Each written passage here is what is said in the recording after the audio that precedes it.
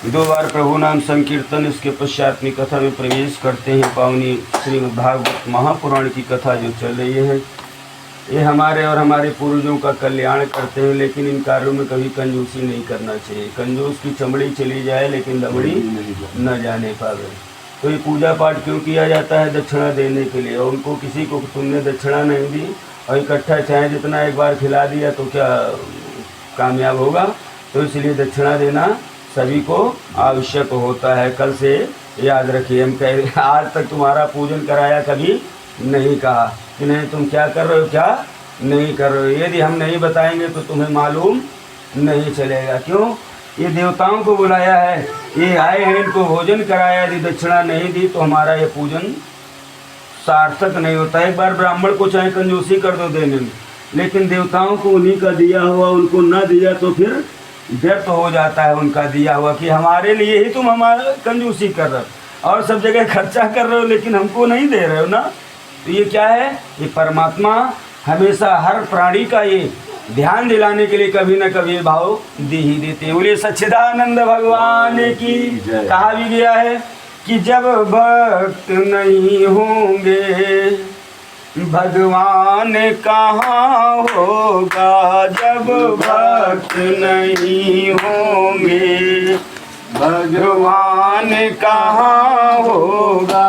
हर एक समस्या का समाधान कहाँ होगा, हर एक समस्या का समाधान कहाँ होगा। पंडित भी हुए लाखों, विद्वान हुए लाखों, पंडित भी हुए लाखों, विद्वान हुए लाखों, पर रावण के जैसा विद्वान कहाँ होगा, पर रावण के जैसा विद्वान कहाँ होगा। जब भक्त नहीं होंगे भगवान कहाँ होगा, जब भक्त नहीं होंगे भगवान कहाँ होगा। करते हैं तपस्या जो वरदान वो पाते हैं, करते हैं तपस्या जो वरदान वो पाते हैं, पर भस्मासुर जैसा, पर भस्मासुर जैसा वरदान कहाँ होगा, पर भस्मासुर जैसा वरदान कहाँ होगा।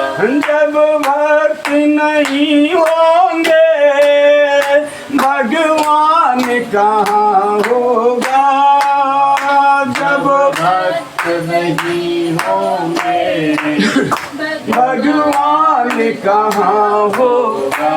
हर एक समस्या का समाधान कहाँ होगा, हर एक समस्या का समाधान कहाँ होगा।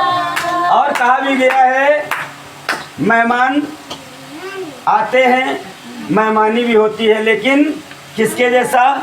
कि मेहमान भी आते हैं, मेहमान भी होती है, मेहमान भी आते हैं, मेहमान भी होती है, पर मित्र सुदामा सा मेहमान कहाँ होगा, पर मित्र सुदामा मेहमान कहाँ होगा।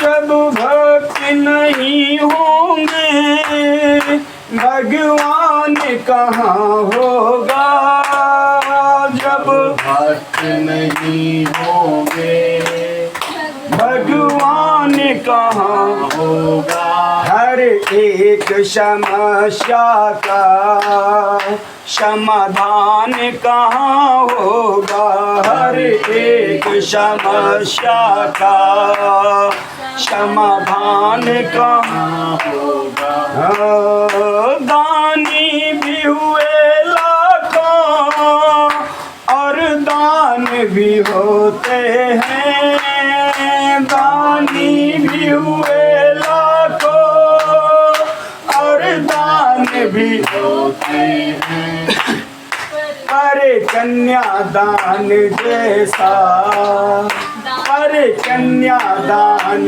जैसा कोई दान कहाँ होगा पर कन्यादान जैसा कोई दान कहाँ होगा जब भक्त नहीं होंगे भगवान कहाँ होगा जब भक्त नहीं होंगे भगवान कहाँ होगा बलवान हुई लाखों बलवान भी होते हैं बलवान हुए लाखों बलवान भी होते पर हनुमान जैसा पर हनुमान जैसा बलवान कहाँ होगा पर हनुमान जैसा